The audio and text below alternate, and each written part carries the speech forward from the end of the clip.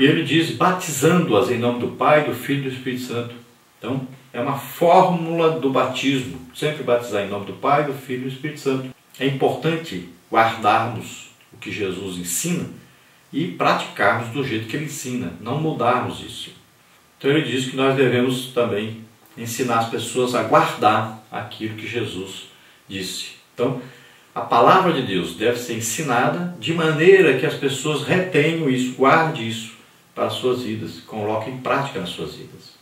Então essa é a grande comissão. Jesus envia os discípulos. E ele diz em Marcos, também, ide por todo mundo, pregai o Evangelho a toda a criatura. Quem crer, for batizado, será salvo. Quem não crer, será condenado. Então ele diz, esses sinais seguirão os que crerem. Então você acredita, você aceitou Jesus como Senhor e Salvador? Esses sinais devem acompanhar você. Olha, em meu nome falarão novas línguas. Então vão ser batizados com o Espírito Santo. Expulsarão demônios. Olha aí, imporão as mãos sobre os enfermos, serão curados. Então, sinais daqueles que acreditam realmente, que estão no reino de Deus, que estão representando Jesus Cristo. Tópico 2, o mundo está dividido em dois grupos. Quem crer e for batizado será salvo, mas quem não crer será condenado. Marcos 16:16. Aqui o Evangelho de Marcos destaca que há dois grupos de pessoas diante da mensagem então de Jesus. Os que creem e os que não creem. Acerca da salvação, os evangelhos não se preocupam com nacionalidade, raça, sexo ou condição socioeconômica do homem. Não há judeu, não há gentil. Toda a humanidade é carente da graça de Deus e precisa decidir o seu futuro eterno, crendo ou não no Evangelho. Então aí, dois grupos de pessoas que existem. Os salvos e os condenados. Aqueles que dão crédito ao Evangelho e os que não dão crédito ao Evangelho. Agora, para que existam dois grupos, é preciso que o Evangelho seja pregado a toda a criatura. Porque hoje nós não temos dois grupos. Nós temos três grupos. Nós temos os que ouviram e aceitaram, temos que ouviram e não aceitaram, mas tem um grande grupo, o maior grupo que existe, é aqueles que não ouviram ainda nenhuma vez o nome de Jesus. E muitos, a maioria do mundo hoje, das pessoas que existem no mundo, nem ouviram ainda a falar alguma coisa a respeito de Jesus. E esses nós temos que alcançar, temos que levar o Evangelho a essas pessoas. Então a grande comissão hoje, a tarefa de evangelização do mundo está inacabada. Apenas 33% da população mundial é composta por cristãos das várias confissões de fé. Há regiões em que o número de cristãos está diminuindo, como na Europa. Recentemente, na Alemanha, cerca de 340 igrejas fecharam as portas. Em Portugal, quase 300. A Holanda e a Inglaterra são países considerados pós-cristãos. Ainda na Europa, cerca de 1.500 templos cristãos foram transformados em mesquitas, restaurantes, bibliotecas e casas de shows. Se a igreja não experimentar um real e poderoso avivamento espiritual, em poucas décadas a Europa se tornará muçulmana ou o cristianismo não mais a influenciará. Precisamos reevangelizar o continente europeu. Então nós vemos aí a urgência, 33% só da população do mundo inteiro é que são cristãos de várias denominações. Veja só a situação. Nós estamos aí com 67% da população do mundo que não são cristãos ainda. Então a tarefa ainda está lá no início. Nós precisamos de grandes movimentos, de grandes cruzadas, como o trabalho que o Reinhard Bonnke faz hoje na África. Grandes cruzadas. Nós precisamos fazer essas grandes cruzadas, principalmente na janela 1040, que é o lugar que tem mais precisão, mais necessidade de ouvir o Evangelho. Mas precisamos de evangelistas legítimos, que tenham coragem de enfrentar, coragem como Paulo, de pregar o Evangelho a pessoas que odiavam quando ele pregava. Mas ele arriscou a sua vida. Tem pessoas aí que vão para o campo missionário e acham que lá tem que ficar escondido. Então, biblicamente, nós temos que copiar aí o que Paulo fazia, o que esses homens que estão na Bíblia faziam. Iam como cordeiros no meio de lobos, apanhavam, acontecia de tudo, arriscavam suas vidas, davam a vida pelo Evangelho. Mas milhares de pessoas se convertiam. É hora de enviarmos legítimos evangelistas, pessoas que têm coragem de enfrentar e pregar o Evangelho, e Deus vai fazer milagres tremendos, essas pessoas vão se converter. Agora, pregar o Evangelho escondido, aí não tem jeito. Você esse evangelho covarde, isso não é bíblico. Então nós precisamos de organizar grandes cruzadas nesses países, nesses lugares onde o evangelho não é conhecido. E Deus fazia aí tremendos milagres realmente, fazia cego ver, surdo ouvir, aleijado andar, e milhões e milhões de pessoas vão se converter. Então está na hora de começarmos a fazer esse trabalho, de estimularmos aí o crescimento dessa pregação do evangelho em massa. Grandes cruzadas devem ser feitas. Então temos que saber que em muitos lugares onde antes o evangelho era destacado, crescia muito, onde antes até enviavam missionário por toda parte, hoje são aí inimigos do evangelho, estão aí abrindo igrejas satânicas, estão entregues ao espiritismo ou estão sendo dominados já pelo islamismo. O que está acontecendo na Europa? Como desobedeceram a palavra de Deus, não quiseram ter filhos, começaram a evitar filhos, a controlar o nascimento dos filhos. Agora está faltando jovens para trabalhar, muita gente aposentada, estão quebrando financeiramente. E o que fizeram então? Os islâmicos foram para lá, eles podem ter muitos filhos, tem 6 filhos, um casal, eles podem ter 4 mulheres, e estão lá ocupando já os exércitos e todos os lugares estratégicos das nações, estão já dominando essas nações. Daqui a pouco a Europa se tornará islâmica, inimiga do Evangelho de Jesus Cristo. Por quê? Porque desobedeceram a palavra de Deus.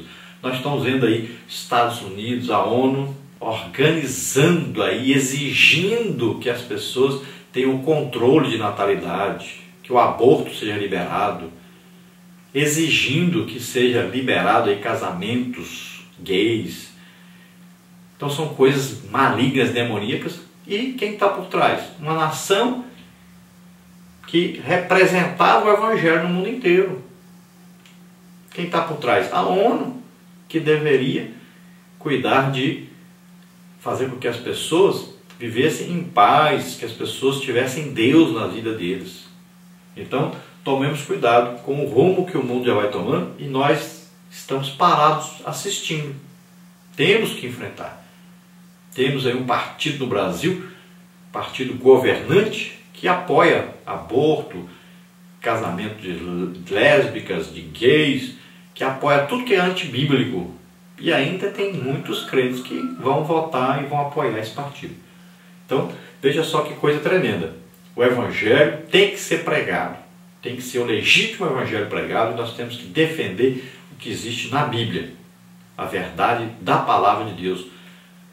Temos que lutar as lutas de Deus, enfrentar o mal.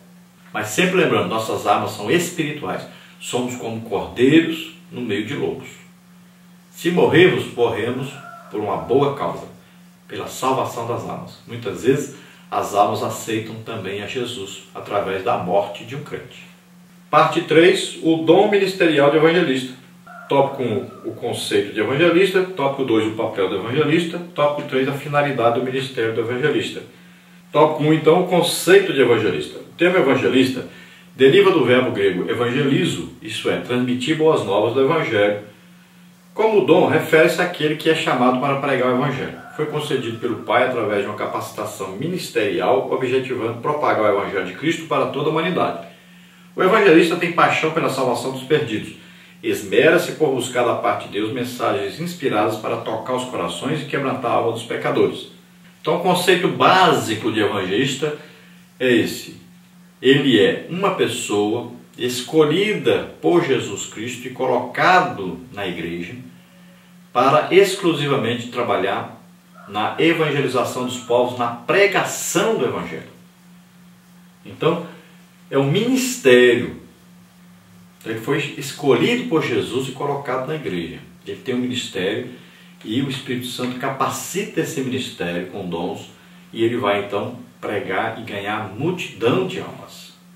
Então a definição clara para o evangelista é um apaixonado por almas.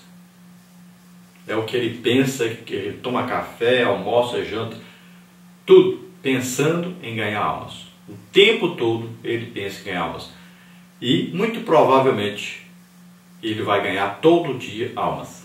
Todo dia, todo lugar que ele passar, ele estará tentando ganhar alguma alma. Então, é uma pessoa apaixonada por almas. Tópico 2, o papel do evangelista.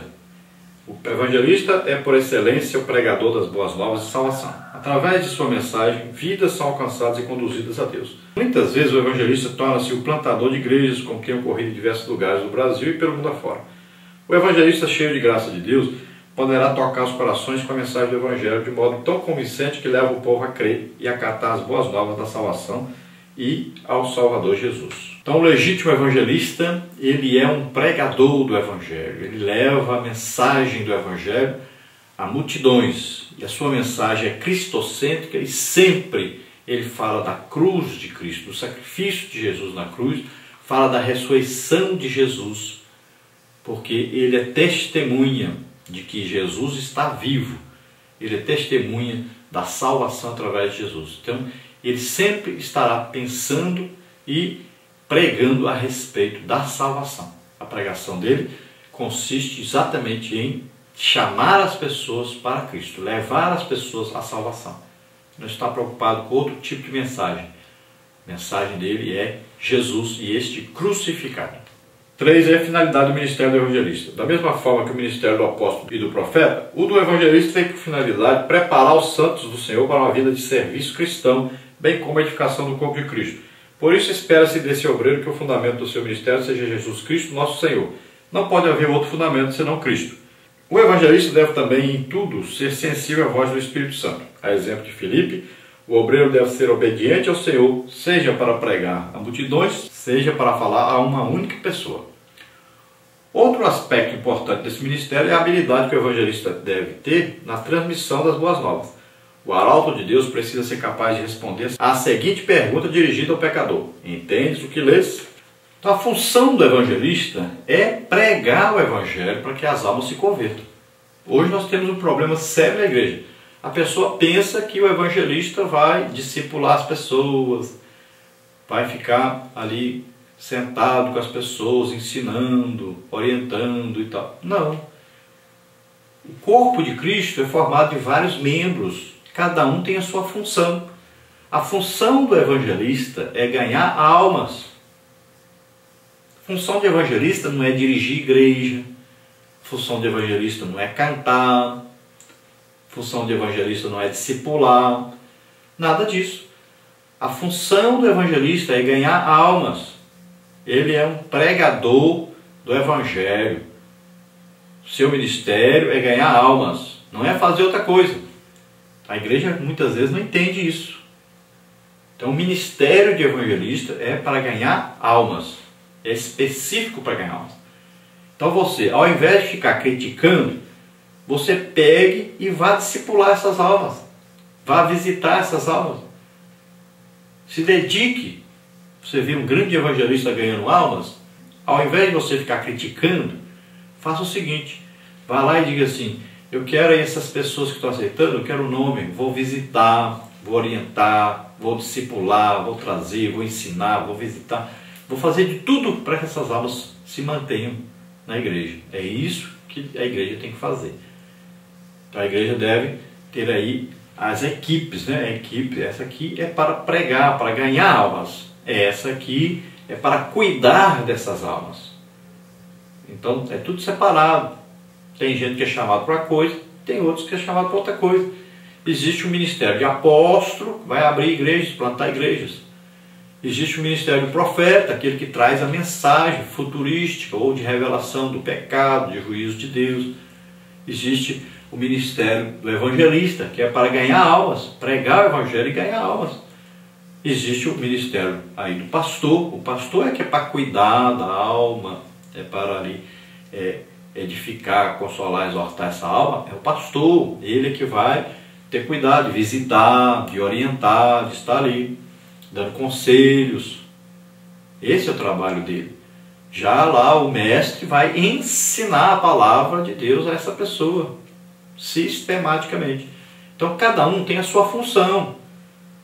Não pode um querer fazer a função dos outros. Ele não vai dar conta de fazer tudo ao mesmo tempo. Então ele tem o seu trabalho específico. Cada um tem o seu trabalho específico. Cada um faz o seu trabalho na igreja.